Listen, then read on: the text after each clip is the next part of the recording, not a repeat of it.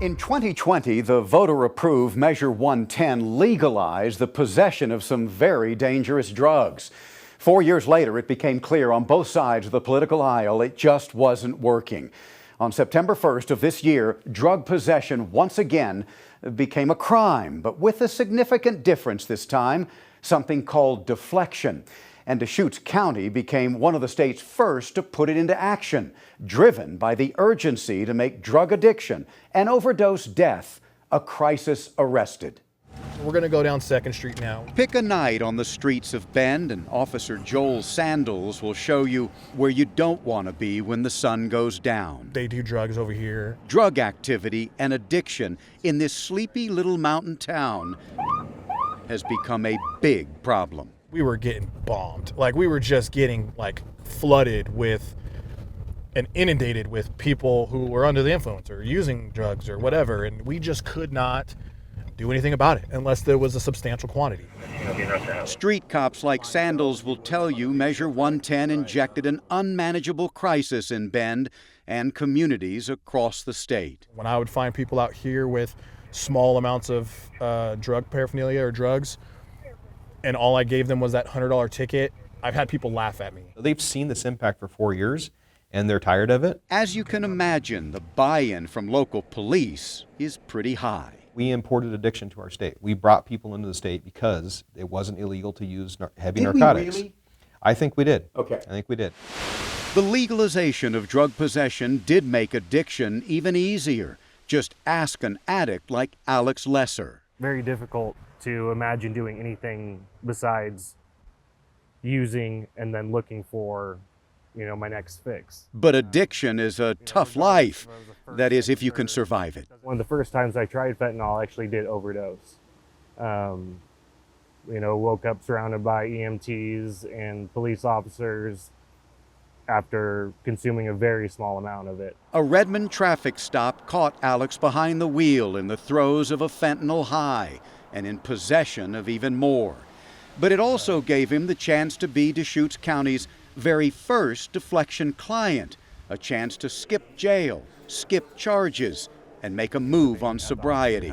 He did not have to be asked twice. Third DUI for me, possession charges along with that, and I'm gonna end up in prison. 1 second I'm just an addict, doing what addicts do, and in the next moment I'm full-on criminal, getting ready to go to prison.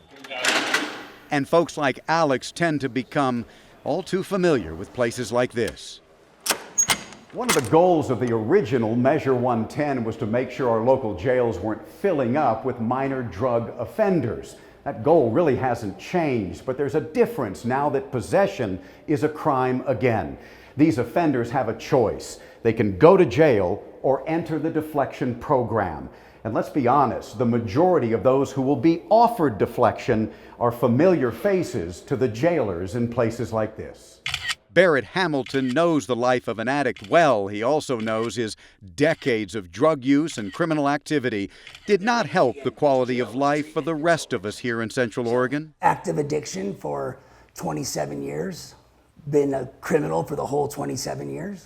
In and out of jails and prison. Now sober for 12 years and a deflection program manager, he and his employer, Best Care Treatment Services, jumped at the chance to help make the new version of 110 work. It shows that the police care. It shows that, the officer is taking their time to, instead of just taking you to jail, bring you down here and try to get you help. This allows us to have rapid access to outpatient services, our addiction medicine clinic that's part of Best Care, and our detox facility. Someone else who knew Barrett very well is Deschutes County Deputy Neil Marchington.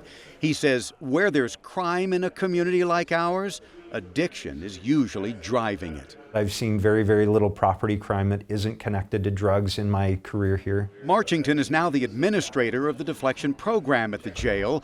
In fact, he spent most of his 17 years here trying to convince addicts to seek sobriety.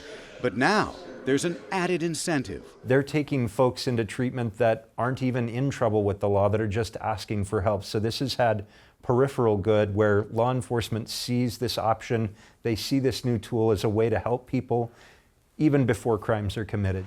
That was the case for Deflection's second client, 24-year-old Ben Hale, busted for possession, a homeless addict who stumbled into the program without a criminal record after years of using. Being the active change in your life and truly turning your life around, you become a whole different person. Ben says he sought treatment dozens of times in the past, but was always too poor or too high to get it. When I am out in nature and I'm able to truly let my walls down. Ben's escape from his life's trauma now requires no pipe or pill. It happens here, a waterfront spot at Sawyer Park. The Deflection program is about giving these addicts a chance to better their lives and thus create a better society and a better community. For Ben Police Chief Mike Kranz, this is the kind of tool, he says, that could help hundreds turn the corner. What's now is what I think our community thought they were getting when they voted for ballot measure 110. Anytime Alex thinks about turning back, he thinks about that morning, the fentanyl, the tap on his driver's side window. Immediately they pulled me out of the truck, put me in handcuffs, and I'm thinking, you know, this is going to be bad. Like, you know, this is life-altering at this point. From life-altering to life-changing, Alex has made the kind of progress on sobriety that can take many months to achieve. He says his navigator, Shonda Jennings, an ideal option, did that. Medication-assisted treatment, detox, and housing. And until now, something you rarely heard someone say about Measure 110. The definition of being a human, you know, to one another is different as far as addicts go. And when you're offered the compassion that I received, it brings that humanity back. And sometimes that's all it takes, I think, is showing that bit of humanity that is lost, you know, in the world that addicts live in.